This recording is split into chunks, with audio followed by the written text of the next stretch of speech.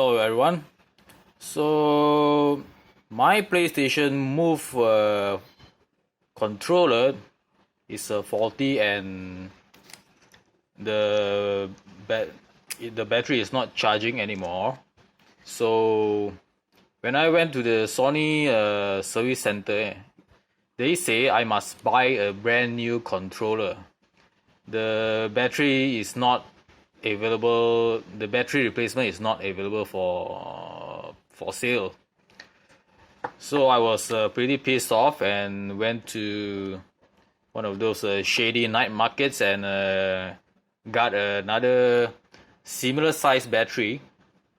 It's the 18500, which is rated at 1400 milliamp hours. So I also took apart the original battery, the LIS 1441, as you can see here.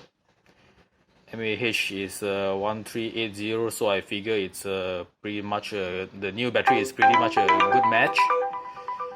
And I took it apart to see what's inside, and a pleasant surprise is this battery.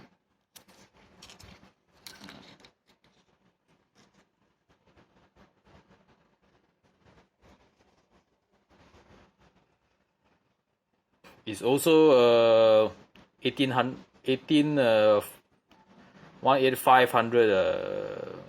size lithium ion battery.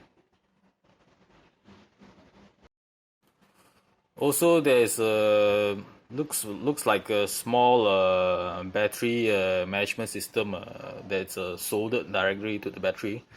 So what I'm gonna do is take this out and put it on the new battery and see how it goes. There it is. I already installed it into the PlayStation Move controller and use back the socket connections. Now I'm gonna try and plug in the charger and see how it goes.